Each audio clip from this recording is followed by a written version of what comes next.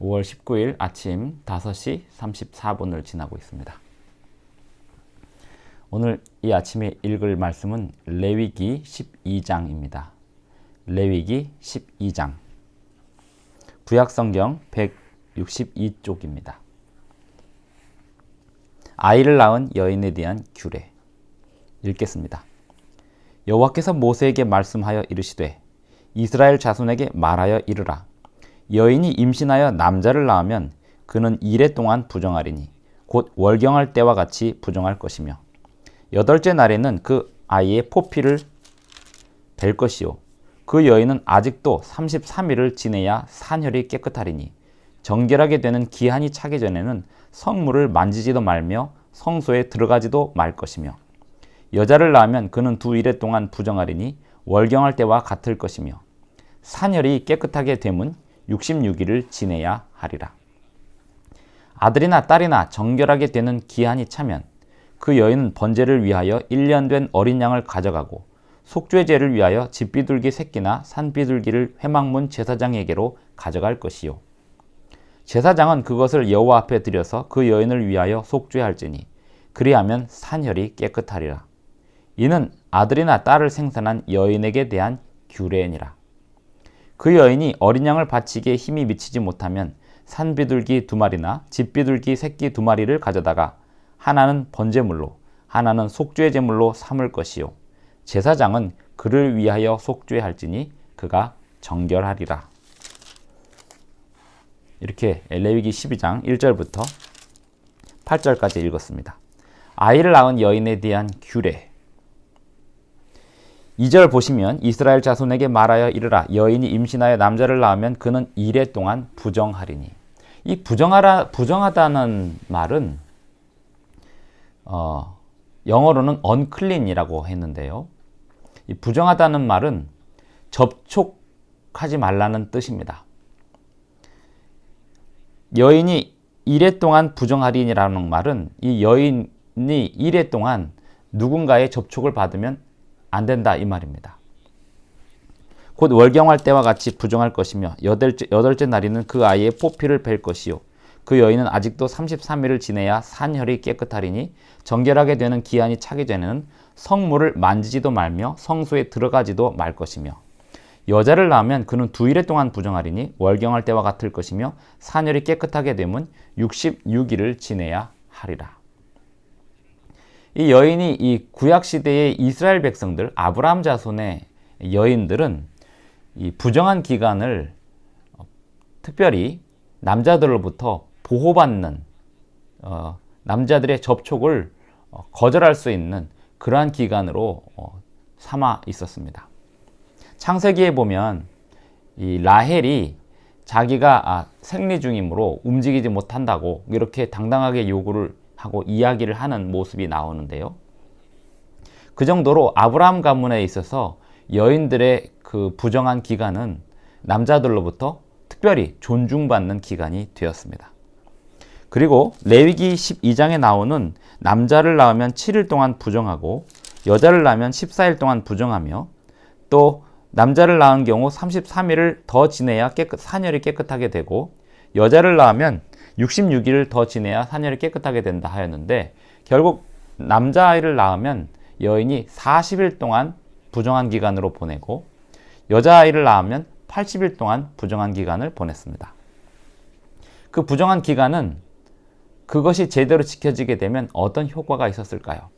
남자를 낳으면 왜 40일이었고 여자를 낳으면 80일이었는지는 설명이 되지 않고 있습니다. 하지만 그 당시에 여인들의 생각이나 여인들이 느꼈을 감정을 생각해 보면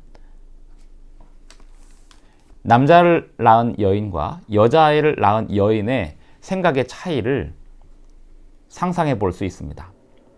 구약시대의 히브리 여인들에게 있어서 남자아이를 낳는 것은 메시아, 즉 여인의 자손으로 오실 메시아가 남자아이로 올 것인데 그 남자아이, 왕으로 오실 그 메시아를 탄생시킬 그 남자아이에 대한 기대가 전부 있었기 때문에 남자아이를 낳으면 기대가 되고 여자아이를 낳으면 실망이 되는 게 그때 당시에 여인들의 모습이었습니다. 남자아이를 낳으면 40일 동안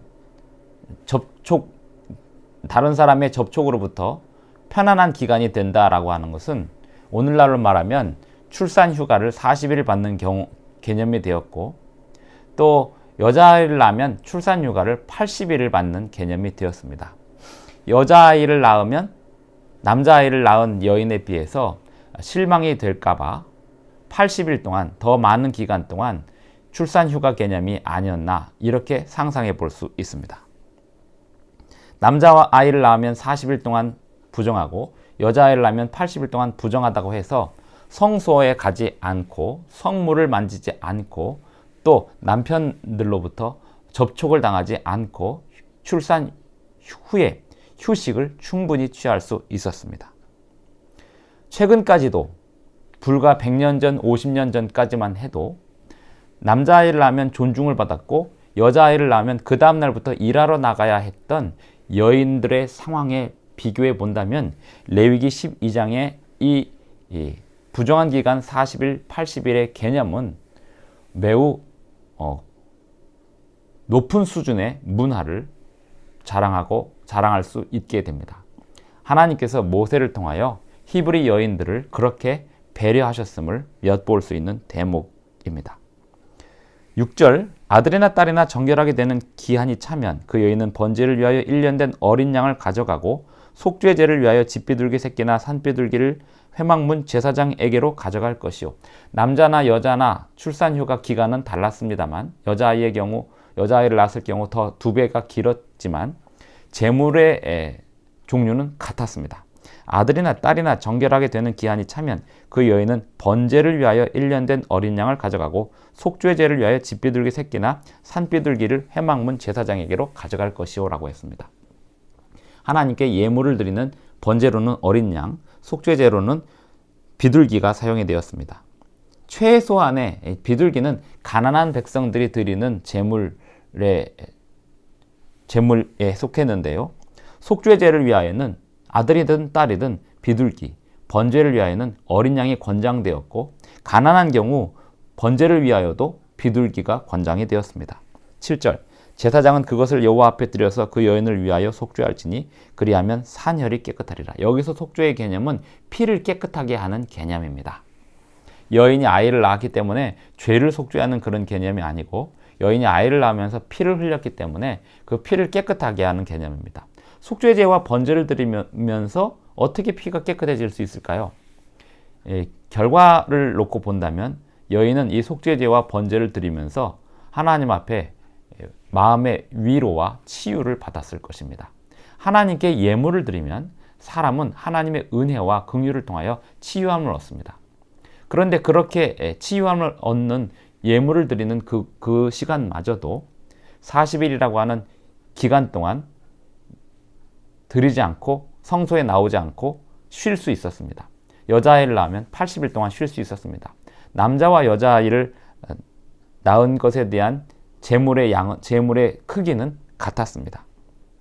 8절, 그 여인이 어린 양을 바치기에 힘이 미치지 못하면 산비둘기 2마리나 집비둘기 새끼 2마리를 가져다가 하나는 번제물로 하나는 속죄제물로 삼을 것이요 제사장은 그를 위하여 속죄할지니 그가 정결하리라. 여기서 정결은 몸과 마음의 정결을 말합니다.